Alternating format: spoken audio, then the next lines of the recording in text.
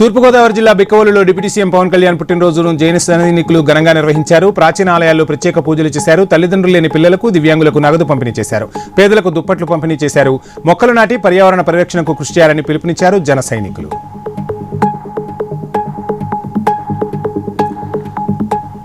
వినాయక నిమజ్జనాన్ని పురస్కరించుకుని హైదరాబాద్ ఎస్ఆర్ నగర్ పరిధిలో ఎస్హెచ్ఓ శ్రీనాథ్ రెడ్డి ఆధ్వర్యంలో పోలీసులు ఫ్లాగ్ మార్చ్ నిర్వహించారు.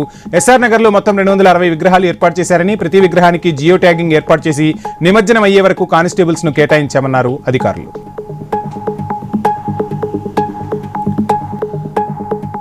మంచిర్యాల జిల్లా చెన్నూరులోని ఆర్యవైశ్య భవన్లో ఏర్పాటు చేసిన గణనాథునికి ఆర్యవైశ్య మహిళలు 108 రకాల ప్రసాదాలు నైవేద్యంగా సమర్పించారు. ప్రతి సంవత్సరం లాగానే ఆర్యవైశ్య మహిళలు తమ ఇళ్లలో ప్రసాదాలు చేసి నైవేద్యంగా గణపతికి నివేదించారు.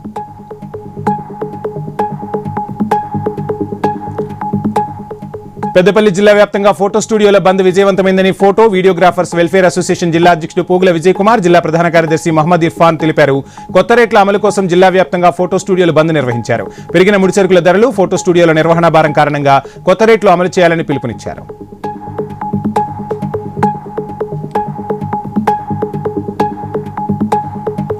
నంద్యాల జిల్లా వెలుగోడులో డీఎస్పీ రామాంజనాయక్ ఆధ్వర్యంలో 200 మంది పోలీసులతో కవాతు నిర్వహించారు. వినాయక చవితి సందర్భంగా పట్టణంలో ఎలాంటి అల్లర్లు జరగకుండా ఈ కార్యక్రమాన్ని చేపట్టారు. ఎవరైనా అల్లర్లు సృష్టించాలని చూస్తే కఠిన చర్యలు తప్పవని పోలీసులు తీవ్రస్థాయిలో హెచ్చరించారు.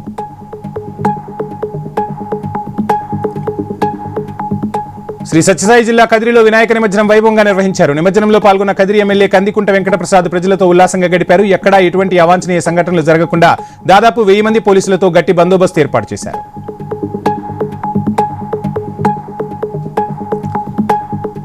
తూర్పుగోదావరి జిల్లా దేవరపల్లి మండలం కృష్ణంపాలెం జాతీయ రహదారి ఫ్లైఓవర్పై రోడ్డు ప్రమాదం చోటు చేసుకుంది. లారీ, కంటైనర్, వ్యాను ఢీకొన్నాయి. ఈ ప్రమాదంలో వ్యాన్ డ్రైవర్ అక్కడికక్కడే మృతి చెందాడు. మరో 2 తీవ్ర గాయాలయ్యాయి.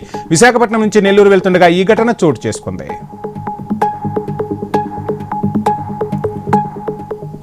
అంగన్వాడీ టీచర్ గత కొన్ని నెలలుగా రావడం లేదని, గర్భిణీలకు, బాలింతలకు, పిల్లలకు అందించాల్సిన పౌష్టికాహారం అందించడం లేదని గ్రామస్తులు తీవ్ర ఆగ్రహం వ్యక్తం చేశారు. ఇకపై తమ గ్రామానికి ఆమె అవసరమే లేదని తేల్చి చెప్పారు.